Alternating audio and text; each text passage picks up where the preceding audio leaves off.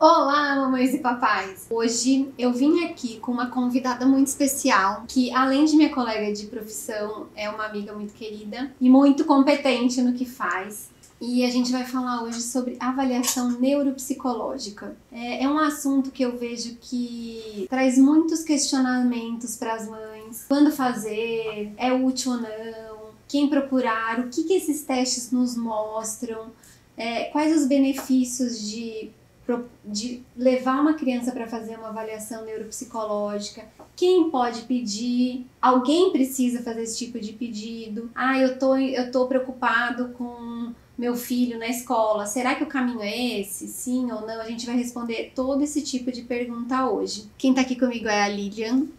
A gente foi colega na graduação de psicologia. A Lilian, ela é pedagoga, antes de ser psicóloga. E também é mãe de 2 filhos agora adultos já, ela já passou por tudo que a gente tá passando, então a gente tem muita coisa para aprender com ela. Li, antes de qualquer coisa, se apresenta aqui pra gente, eu falei rapidamente aqui, mas conta um pouquinho da sua formação. Ela também agora vai defender o mestrado dela semana que vem, já tá aí, já praticamente mestre, né, da aula. Conta um pouco da sua vida aí profissional pra gente. Obrigada, Carol. A gente, além de colega de profissão, né, a gente ficou muito amiga com o passar dos anos, né, enfim, um monte de afinidades e questões que a gente defende e entende que são importantes. Eu sou pedagoga, minha primeira formação, né, vem da pedagogia e tive algum tempo atuando em escola infantil e ensino fundamental. Depois, com um pouco mais de idade, eu resolvi fazer psicologia, que era um desejo que eu tinha, né? E na psicologia, eu acabei me encantando com a área de neuro, que é uma área que eu nem imaginei que eu fosse gostar. E aí, terminando o curso, eu fui buscar algumas especializações e descobri a neuropsicologia. E aí, me especializei em neuropsicologia. Então, hoje eu atuo com avaliação neuropsicológica, né, dentro do consultório. Mestre em ciências do envelhecimento, que tá daqui uma semaninha, né? Isso acontece, o título. Trabalho além de estar trabalhando no consultório, atuando com psicoterapia e avaliação. Eu sou docente numa universidade também, na graduação de medicina. Então, estou sempre em contato aí com esse público mais jovem, né? Adolescente, jovens adultos, enfim. Ou seja, muita experiência aqui pra gente. Fica com a gente até o final que vocês não vão se arrepender. Pra quem ainda não me conhece, eu sou a Carol Ferreira, mãe de 3 meninos. Eu sou psicóloga, mestre em desenvolvimento e idealizei o canal Pé de Moleque com o intuito de proporcionar esse diálogo e mais conhecimento para você na criação, na formação dos seus filhos e também no relacionamento familiar.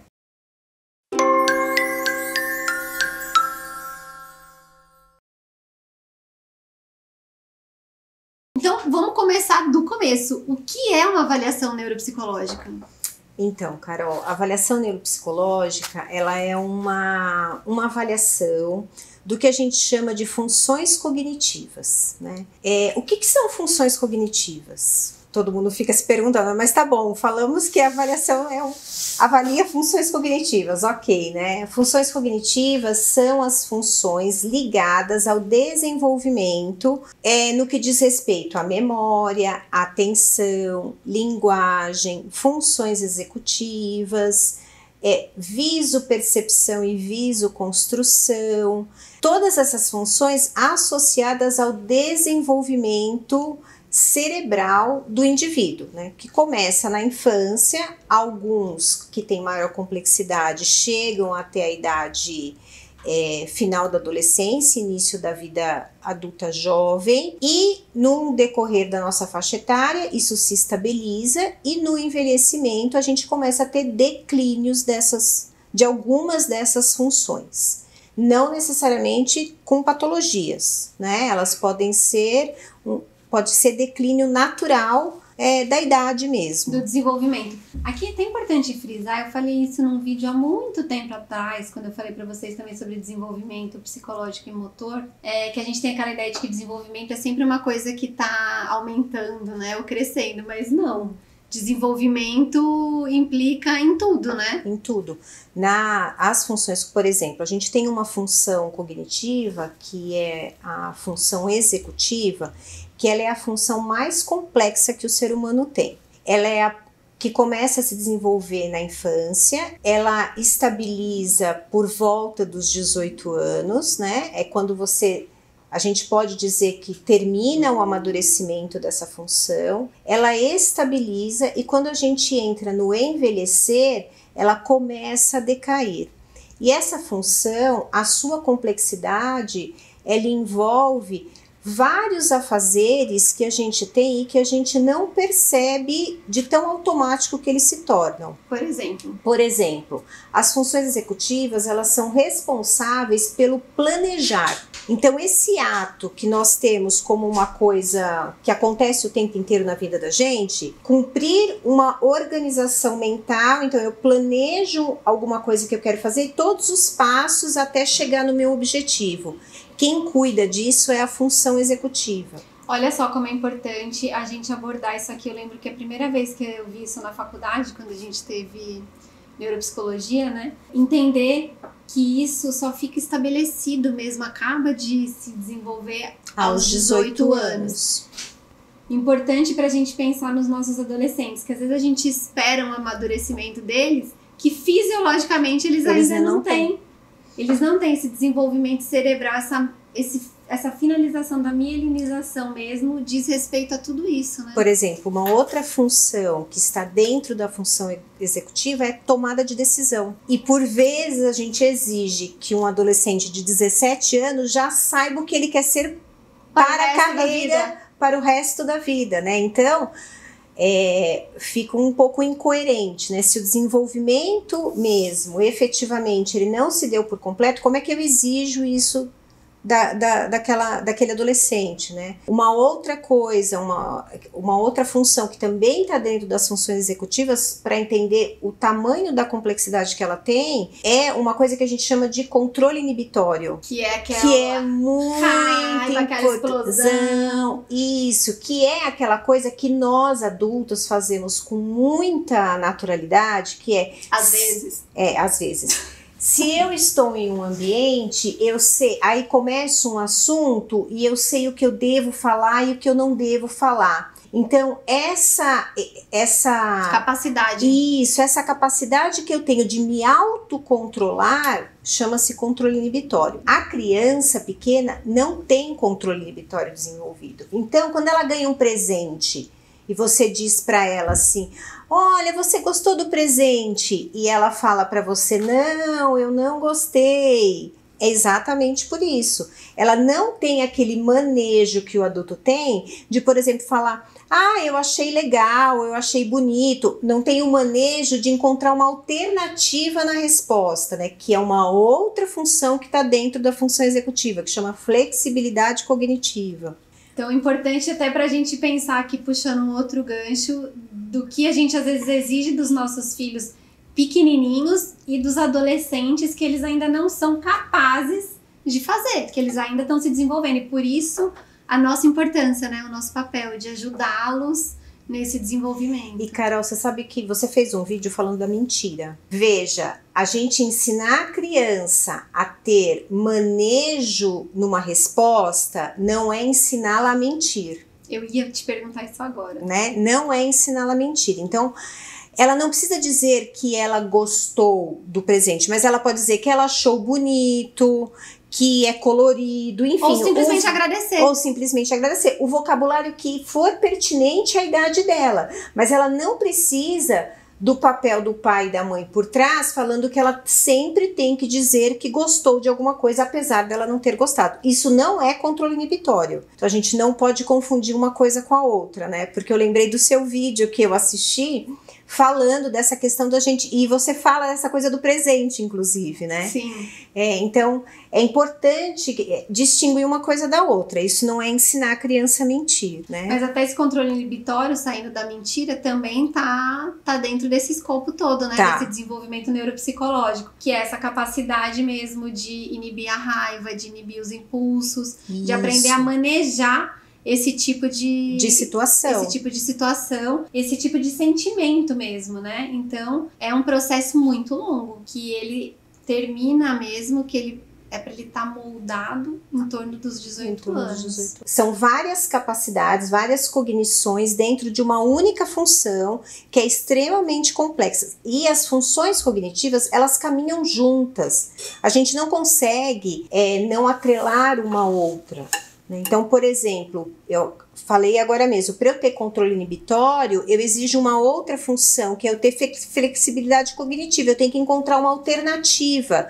Aquilo que rapidamente eu penso, ao invés de eu falar uma coisa, eu falo, não, eu posso falar isso. Ou de que maneira eu posso falar isso, eu posso falar a mesma coisa de outro jeito, né? Isso é uma flexibilidade cognitiva. Para ter tudo isso funcionando, eu tenho um monitoramento constante do que eu tô fazendo, que é uma outra coisa que a criança não tem desenvolvido ainda. Não tem como ter desenvolvido, né? E aí, então, vamos entrar nisso. Quais são as funções, todas essas funções que esse tipo de avaliação neuropsicológica abrange? Atenção, memória, as funções executivas, que são compostas por várias, visopercepção, visoconstrução, linguagem, e a gente também olha para comportamento e humor, porque as pessoas às vezes acham, mas aí é mais subjetivo. Ok, pode até ter um pouco mais de subjetividade. O que não quer dizer que não pode ser avaliado. Exatamente, né? A gente tem instrumentos que nos propiciam fazer uma avaliação de comportamento e humor adequada, sem ser um achismo. Eu acho que é isso, ou eu acho que é aquilo. E aí vai minha pergunta. Quais são as ferramentas, então, que você usa para fazer uma avaliação neuropsicológica? Aqui no Brasil, a gente tem alguns testes que são validados. Nós temos um órgão que chama SATEPSI, que valida todos os testes que nós podemos utilizar nas avaliações de uma maneira geral. Né? Dentre os testes que a gente tem testes que a gente chama que são padrão ouro, que existe no mundo inteiro, como por exemplo uma escala que chama Wechsler, e dentro da escala Wechsler eu tenho o VISC, que é para criança, né? Aí eu tenho o VAIS, que é para adultos e idosos, né? Separado por faixa etária. E depois, porque o VISC, ele é um rastreio bem completo de várias funções ao mesmo tempo, mas ele não traz um dado aprofundado. A gente sempre começa por ele, uma avaliação. Ele ajuda a gente como se fosse uma anamnese para ver onde a gente tem que prestar mais atenção numa avaliação neuropsicológica, não é mais ou menos isso? Talvez ele funcione como um indicador, sim, né, de alguma área que a gente entenda que possa estar mais prejudicada do que outra. Sim. Porque como ele rastreia todos, mas ele não aprofunda.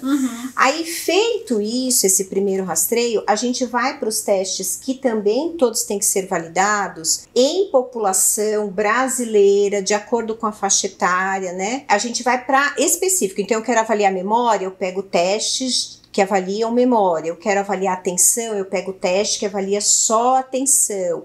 E assim eu vou construindo um protocolo de avaliação, para que depois, ao final, quando eu vou analisar todos esses dados, eu não tenha um único instrumento fazendo avaliação sobre aquela função, porque senão eu corro o risco de ter viés, né? Então, quando eu tenho mais de um instrumento, eu consigo dizer, não, olha, efetivamente, aqui a gente tem uma dificuldade. Uma questão para ser olhada mais de perto, com mais cuidado. A quem se destina uma avaliação neuropsicológica? Acho que essa é uma das grandes dúvidas, né? Dos pais e das mães, porque às vezes você acha que seu filho tá com alguma questão e já acha que, não, vou pedir uma avaliação neuropsicológica. Como funciona isso? Então, a avaliação, a gente parte do princípio que existe uma queixa inicial, né? Então, tem alguma coisa que você entende que não está funcionando direito. Eu sempre digo que a gente tem que partir de um primeiro pressuposto, que são os marcos do desenvolvimento infantil. Não é para a gente ser rigoroso a ponto de não entender que cada criança tem a sua individualidade. certo? Lógico. Então, é lógico que um marco de desenvolvimento, ele pode variar ou para cima ou para baixo, né? Então, por exemplo, a idade aproximada que a criança começa a falar, ele pode variar um pouco para cima e um pouco para baixo, mas existe um marco. Lógico. E o que eu acredito, e eu sempre digo isso, é que a gente tem que prestar atenção, não pode deixar passar muito desse marco. Então, se os marcos não são respeitados, já existe indício para que você possa fazer uma avaliação neuropsicológica e olhar para esses processos cognitivos da criança. Porque se você deixa isso a longo prazo, não olha para isso, pode ter prejuízos, às vezes, que a gente não consegue... não diria que são irreversíveis, mas fica mais difícil de reverter, fica mais difícil de trabalhar. Sim. Tudo é levado em consideração no desenvolvimento da criança. Então, o ambiente que ela vive, os estímulos que ela tem, tudo isso a gente leva em consideração. Mas os marcos, eles devem ser respeitados, para que a gente tenha uma linha de base e por onde a gente parte. É claro, né? Um exemplo para ficar bem palpável mesmo para as pessoas, por exemplo, a criança começa a andar. Tem criança que começa a andar com 10 meses, tem criança que começa a andar com 1 ano e 5 meses, 1 ano e 4 meses. Qual que é o esperado? É entre 10 e 1 ano. Agora, se o seu filho não andou até 1 ano e 6 meses, aí sim é preciso fazer uma avaliação e ver o que está acontecendo. Isso, tem que procurar um médico, né, o pediatra, uma orientação. Os marcos, eles não estão aí simplesmente para querer taxar, estigmatizar, né? Não, para ser um condutor para a gente entender o que está dentro de uma certa normalidade e o que foge muito dessa normalidade. Exatamente. Né? Então isso é muito importante. Por quê? Porque quanto antes eu consigo, a avaliação me permite que eu possa fazer intervenções. Quanto antes eu intervir naquela função que pode ter algum prejuízo, mais rápido essa criança responde aquilo. Então, se eu começo uma intervenção com ela novinha, eu tenho um ganho lá na frente sobre o desenvolvimento dela. Com certeza, né? E aí vai a outra pergunta. Quem pede esse tipo de avaliação? Quem pode pedir? Como funciona isso? A gente não tem nenhuma normativa que diga que alguém precisa pedir, mas normalmente quem pede? Neurologista infantil, a escola pede muito. Se a criança faz algum tipo de acompanhamento, às vezes com fono, ou com uma psicopedagoga e percebe alguma questão, mas a gente pode fazer avaliação neuropsicológica se a mãe entender que tá achando que o filho não está caminhando do jeito que ela entende que seria o ideal. Então não precisa ter nenhum pedido formal. Normalmente vem dos médicos, né? Mas sempre vale a pena, e aí queria deixar, porque é isso. Você não precisa de um pedido com CRM, nada disso para solicitar uma avaliação neuropsicológica. Mas antes disso, vale sempre muito a pena você procurar os profissionais. Procurar um psicólogo, um pedagogo, conversar bastante na escola, né? Para daí, com essa conversa em conjunto, com todas essas pessoas que acompanham a criança, fazer essa opção e ver qual é o melhor caminho, né? Sim, por quê?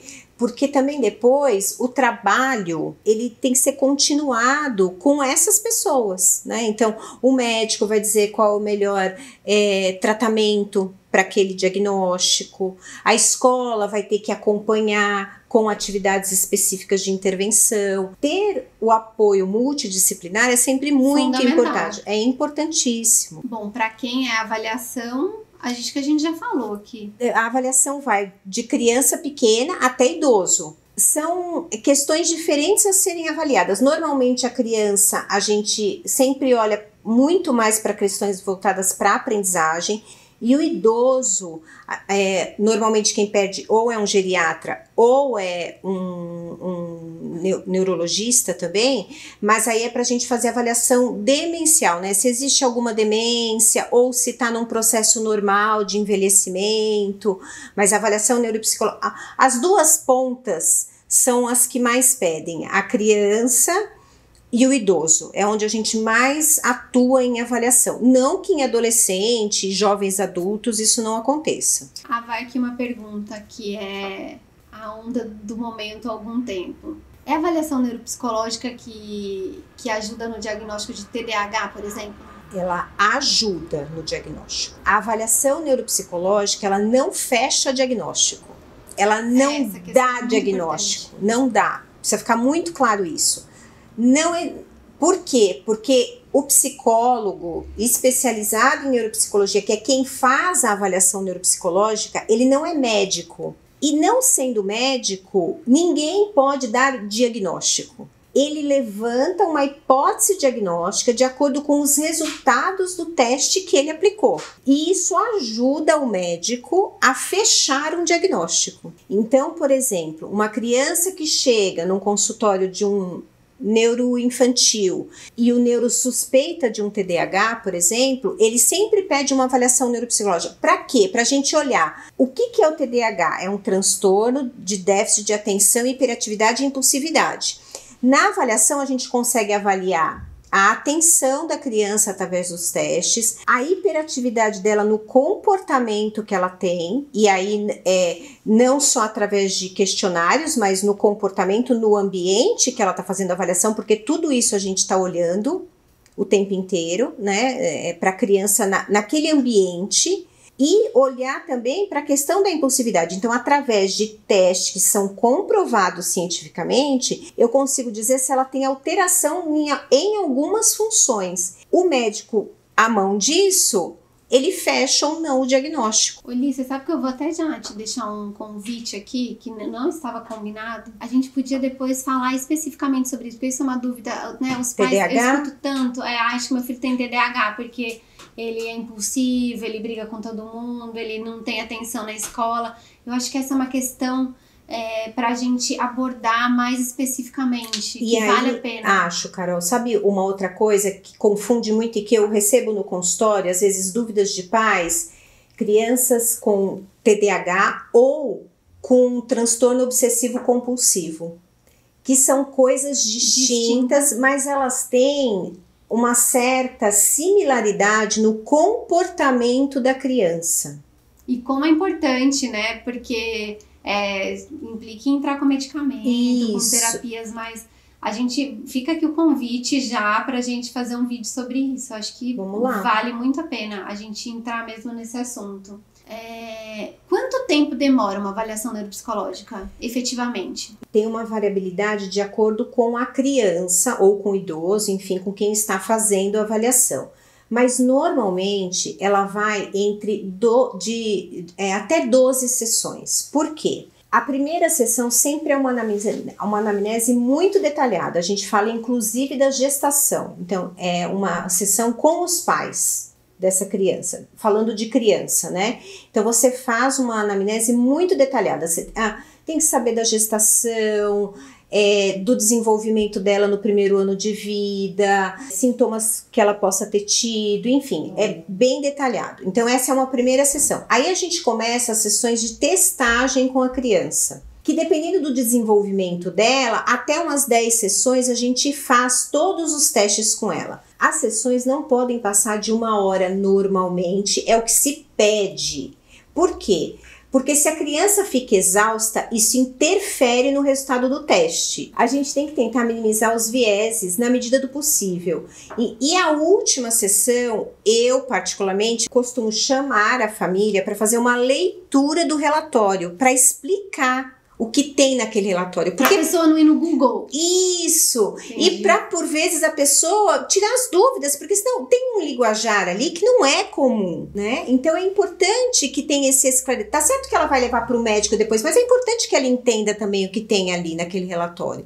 Então, sempre tem uma ansiedade, né? Porque se o pai levou o filho para fazer uma avaliação neuropsicológica, é lógico que tem uma ansiedade ali em relação àquilo. E todo mundo hoje em dia acha que, né, vai no Google, vai não sei aonde, que é super importante isso, né? Esse contato mesmo, essa devolução. Eu, pelo menos, prezo muito por isso. Acho que é importante eles entenderem o que está escrito ali e tirarem as dúvidas, porque o médico também não vai conseguir tirar, muitas vezes, as dúvidas exatamente do que está escrito ali.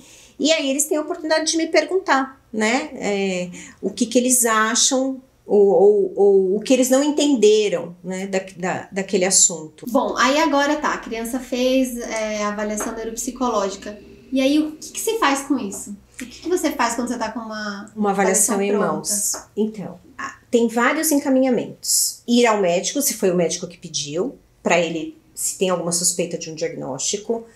Entregar na escola, porque, por vezes, dependendo dos achados que a gente teve dentro da avaliação, é importante que a gente dê recomendações à escola. Então, alguns cuidados que ela pode ter para ajudar aquela criança no desenvolvimento dela. Então, atividades diferenciadas, e aí você pode fazer recomendações no próprio relatório. Você pode encaminhar um apoio para a psicopedagoga fazer intervenções, porque daí ela faz intervenções aonde exatamente existe a necessidade. Então, estamos com dificuldade em atenção, então vamos intervir em atenção. Não fica dando chute no escuro. Você cria um planejamento e um programa de intervenção voltado para a necessidade da criança. E como é voltado para a necessidade dela, ela começa a ver benefício. E se ela começa a ver benefício, ela avança. Porque uma coisa é você fazer intervenção em criança e para ela não está servindo de nada, ela não está vendo nenhum tipo de melhora. Então ela desmotiva. Se a intervenção é direcionada, ela começa a ver melhoras no desenvolvimento dela, na escola, enfim, nas atividades dela normalmente, da vida dela. Aí ela começa a evoluir, ela começa a achar que aquilo tem sentido para mim. Como tudo que eu sempre falo, a gente não pode subestimar as crianças. Quando elas entendem o que você está fazendo e vê na prática o que está acontecendo na vida dela, elas se engajam, né? Ela pode não ter a consciência dessa formalização que a gente está dizendo aqui.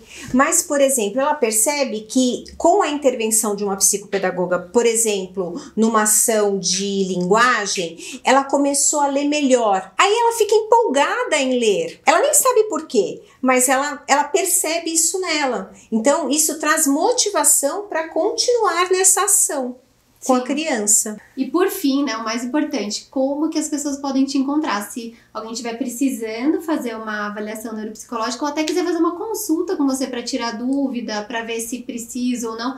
A Lilian também atende, né, psicoterapia. E como que a gente pode te encontrar? Bom, meu Instagram é Lilian Aranguedes. Além do Instagram, eu vou deixar aqui na descrição do vídeo o telefone e o e-mail dela, para quem quiser entrar em contato, tá bom? E também, se quiser mandar uma mensagem pra mim aqui, eu passo o telefone dela, tá todo mundo em casa. Espero que vocês tenham gostado. Já ficou o convite aqui que vai rolar mais um vídeo. A gente vai falar sobre TDAH, que eu acho que vale muito a pena a gente entrar nesse assunto, que é uma dúvida, uma questão muito falada. Queria agradecer muito. E contar também pra vocês que a gente tá aqui, estamos ambas vacinadas já há um tempo, né? E mesmo assim a gente manteve o distanciamento até agora que a gente está aqui conversando, porque ainda estamos em pandemia. Mas é isso. Até mais. Obrigada.